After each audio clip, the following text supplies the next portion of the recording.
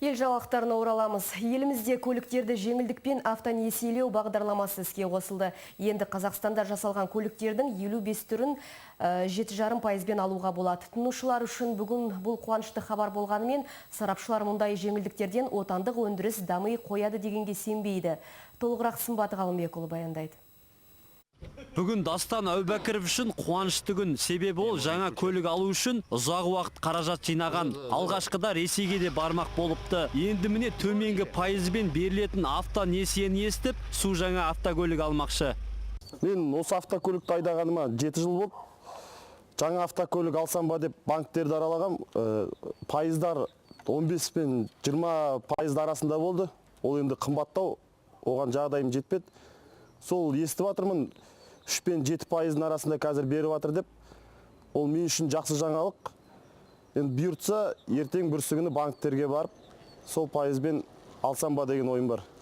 Отандық автокөлік өндірісін қолдау үшін мемлекет 20 миллиард теңге бөлді. Жеңілдетілген автонесие бойынша жылдық пайыздық мөлшерлеме 4%-ға тең, тиімді жылдық мөлшерлеме 7,5%. Ал Қазақстанның даму банкі төрағасы Болат Жәмішев бөліп отырған қаражат шамамен 4800 автокөлікке жетіп, отандық экономикаға оң әсер ететініне сенімдімін дейді.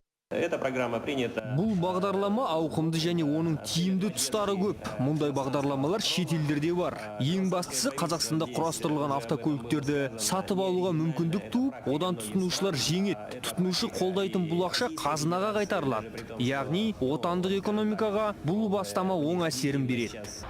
Ал экономист Айдар Әлібаев болса, жеңілдетілген автонесиелеу бағдарламасының болашағына күдікпен қарайды. Еуразиялық одақ аясындағы бәсекеге нақты өндіріспен айналысқанда ғана шыдай аламыз дейді.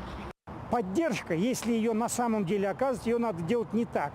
Егерде біздің автопромға қандайда бір көмек көрсететін болсақ, банктен пайызбен несие берудің қажеті жоқ. Ол біздің экономикамыздың ілгері дамуына көмектеспейді. Бізде толыққанды автобөлшек шығаратын қандайда бір өндіріс орындар жоқ қой. Сол үшін ең алдымен отандық автоөндірісін дамытуымыз керек.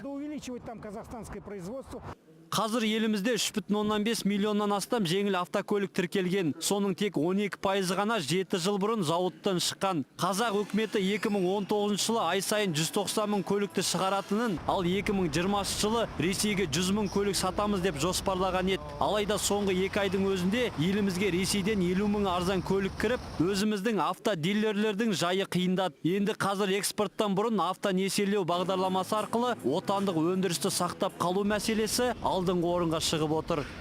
Сымбат Ғалымбекұлы, Дәурен Әбіш, Сергей Шуйский, Қазақ Ньюс, Алматы.